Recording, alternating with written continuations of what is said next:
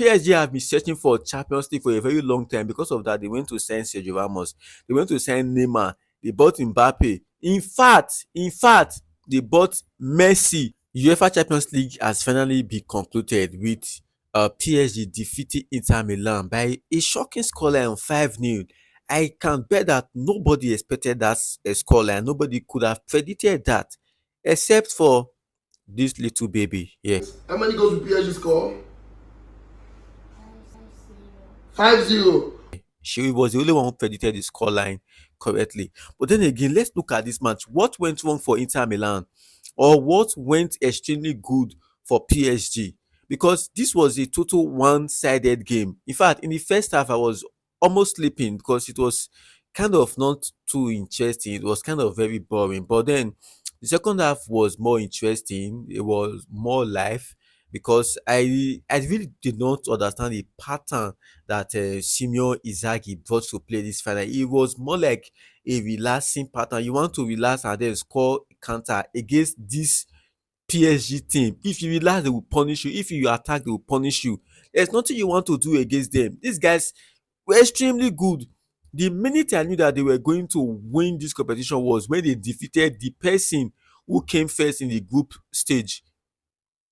They defeated Liverpool. I knew that that wasn't by chance. You saw the first leg at Parc des France and they played Liverpool ball for the complete 90 minutes. Although Liverpool won that game. And then we came to Anfield. When they came to Anfield, okay, Liverpool dominated the one at Anfield. But then again, PSG won that game. At the end of the game, at the end of the day, it was a 1-1 aggregate score and PSG went through their penalty. But then Liverpool were good that time. For PSG to be able to defeat Liverpool, I just gave them the pass. I gave them the green line. Let them go and win it because they deserve. If you beat Liverpool, it means you are deserving of it. So when they won it yesterday, I was happy. I supported them, even though I'm a Liverpool fan. I was happy. This Paris Saint-Germain, and I don't really understand their midfield. When you give them, but like it's like there is magnet on their leg. The way they used to trap ball, the way they used to hold the ball. I don't know. The ball never leaves them. How they do it, I don't know. So currently, right now, this trio, they are the most composed midfielders right now. You cannot even play against them. It is almost impossible to play against these guys. I'm talking about Fabian Ruiz, Jao Neves, hi God, and Vitinha. You know, when Vitinha was in the Premier League playing for Wolverhampton, it was just an ordinary player. We didn't really get much of him. We just thought he was just that player until he went to PSG. Look at the magic that he is doing right now. Liverpool was linked to Jao Neves last summer. I updated it on my page. I updated it. I talked about that Liverpool should send it. That this guy is good, although he's very very young. But Liverpool were considering the money, the price tag on him. I made several videos about this guy. I've watched him. I've seen him. This guy is good. Liverpool should go for him. But of course, we always don't have money to spend, and then we allow this Jao Neves to go to PSG. Look at what this guy is doing. A very young player making the old experienced Inter Milan look very weak and as if they don't know what they are doing.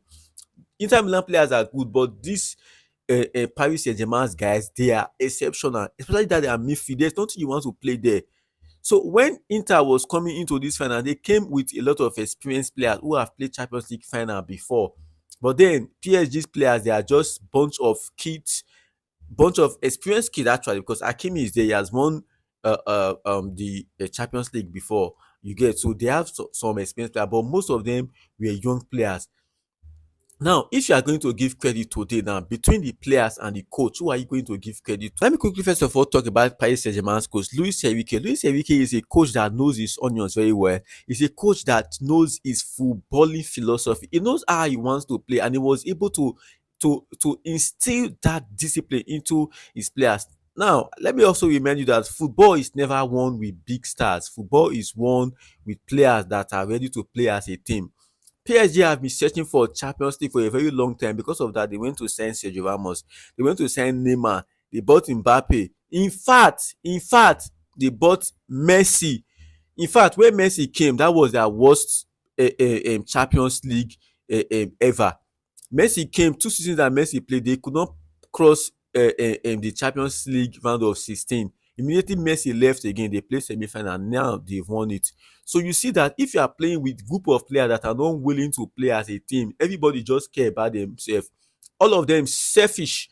Messi, Mbappe, Neymar, all of them were going for personal glory. None of them really cared about the team as a whole.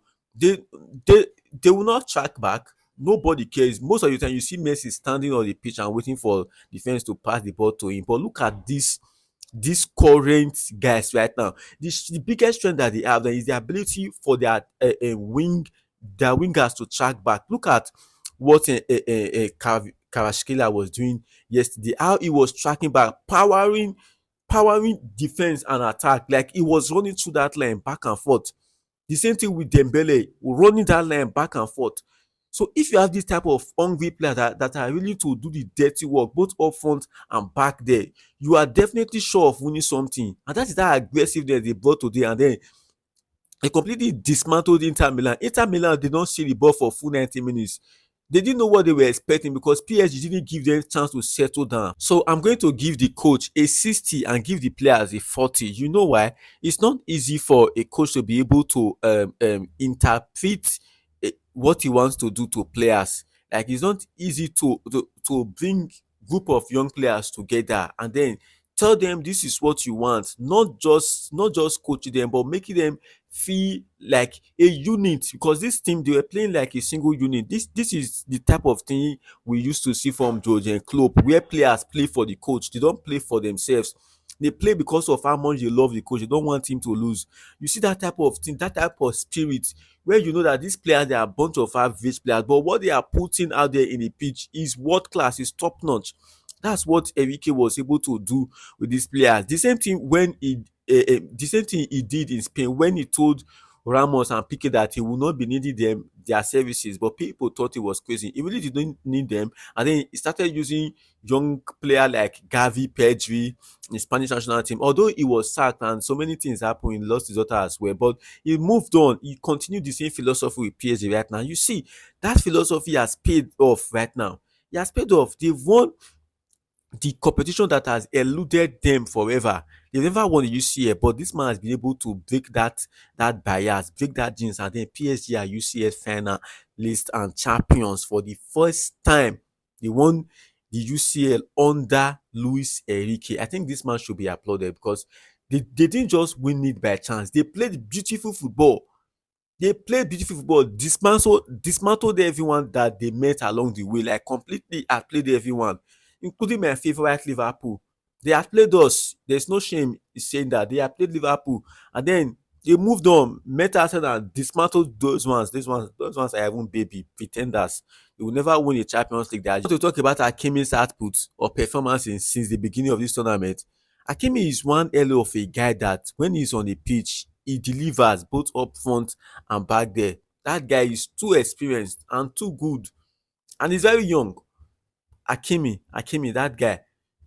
You cannot talk about this final without Hakimi at all. I didn't want to start mentioning player one by one, but I just have to mention Hakimi's name because in this final, the guy was exceptionally too good. Too good. Anyway, let the video not be too long. Let's just say kudos to PSG. Congratulations to PSG for winning their first UCL title. So you defeated us in the round of 16. From there henceforth, I gave you my blessings to go ahead to win the final. And then you did. But one thing I don't understand is it's Inter Milan that lost the final, but it's Barcelona fans that are crying. Can you explain to me the reason why in the comment section, please? I'm confused. See you again in my next update. Bye.